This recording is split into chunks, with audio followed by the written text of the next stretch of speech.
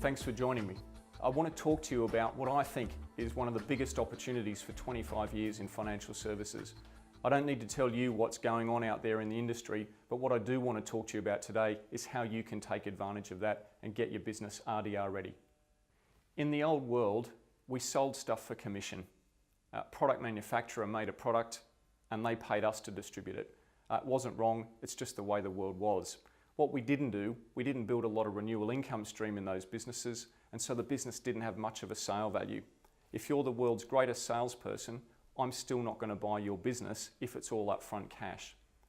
By building renewal, we can build some certainty of income. You can budget with that to invest in staff, technology, and all the things that you need to make a proper business. In the old days, you went on holidays for a month and you had to work your backside off for 2 months afterwards to get your cash flow going again.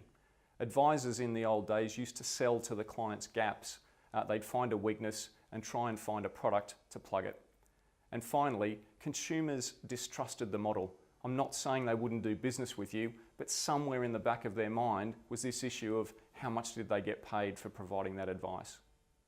In the new world business model, advisors engage immediately with the client's life goals. And what that means is we find out where they're at, where they want to get to, and we sell the bit in the middle, the strategy, or how do you do it. By doing that, we can charge the client an ongoing fee and build a renewable income in the business. That builds a business sale value and gives you a predictable cash flow. If you run a multiple RI business, it allows business owners and advisors to negotiate a more effective split of the income that's generated. And finally, consumers trust the model. The biggest criticism of our industry is that we sold something to a client and then we didn't see him for 5 years. By providing an ongoing service, we overcome some of those issues. So why transition at all? Have a look at this slide, and wherever you're sitting, grab a pen and work through this exercise with me.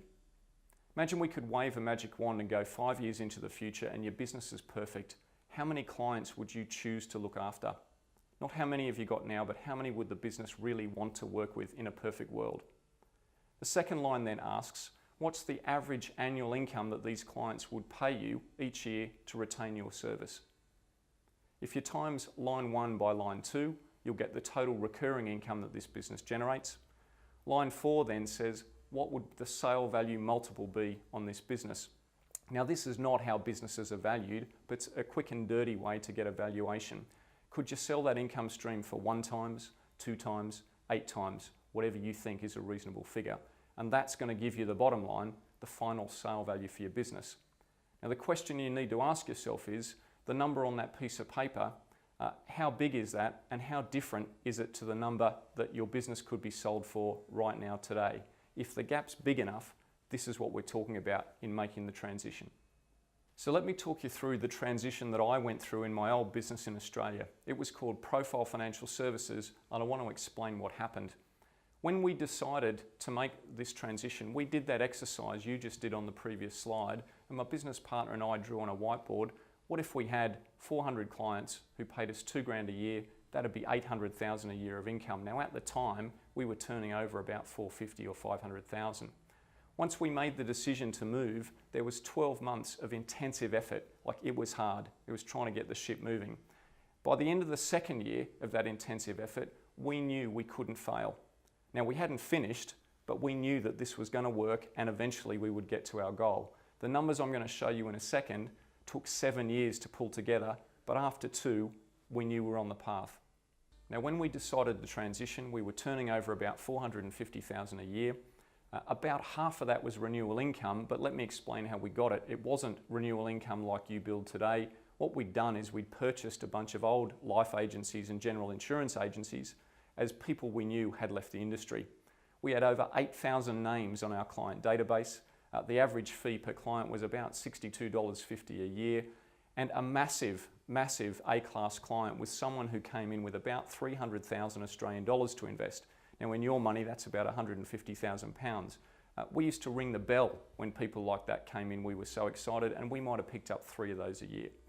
We had one client who had $800,000 with us, and I'm buggered if I know how we got them. They were a fluke, right? That was just someone we had on our database.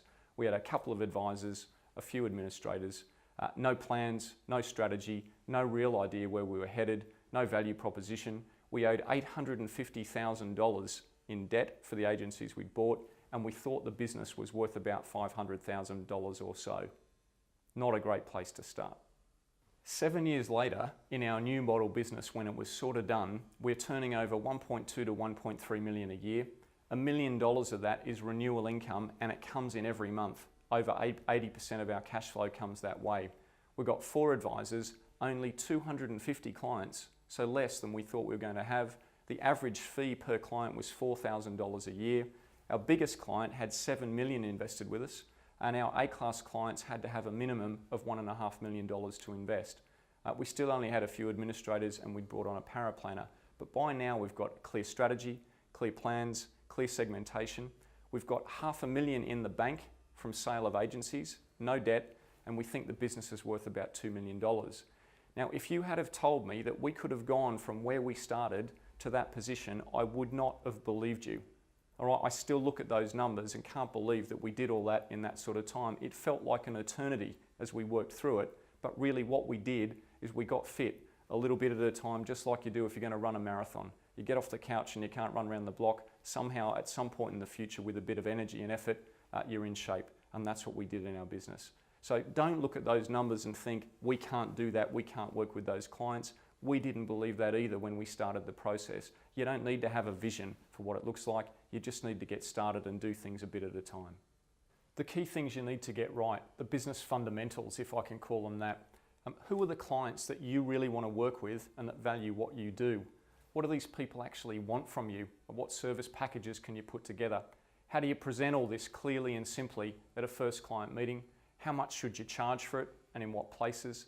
How can you design a simple ongoing review service that delivers value on a year-by-year basis? And most importantly, how do you convert the existing clients who've been used to getting it the old way for the last 25 years? You get these things sorted out and profitability goes up quite dramatically. Take a look at the effect on client profitability. This data comes from the FP Advance Business Fitness Report, our survey of what's happening and what's driving profitability in the IFA marketplace.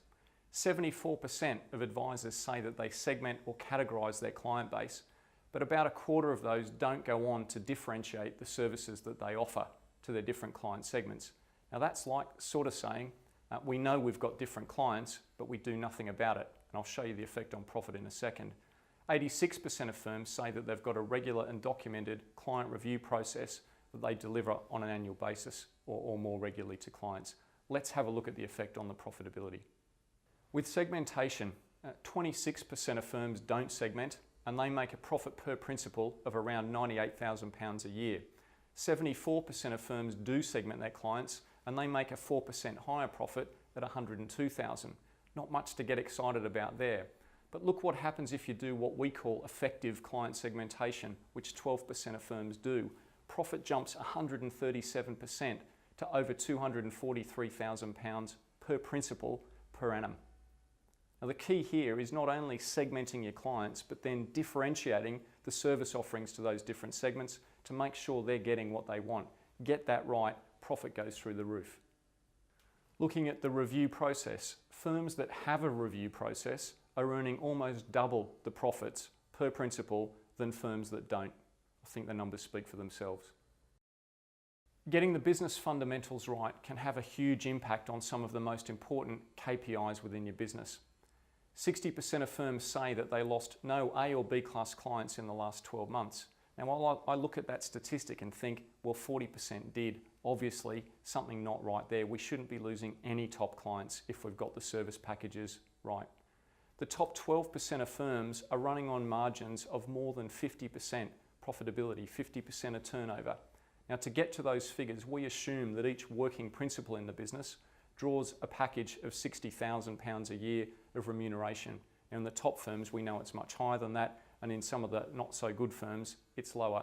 But by using that standard figure, we can compare profits across a range of different businesses. Over half the firms in our survey have got profit margins of less than 20% per annum. And again, to be honest, that's too low for the hours you work and the work that you do for your clients. And a quarter of firms in our survey couldn't actually draw a salary of $60,000 a year. If they did, they would have had negative profitability, a startling figure.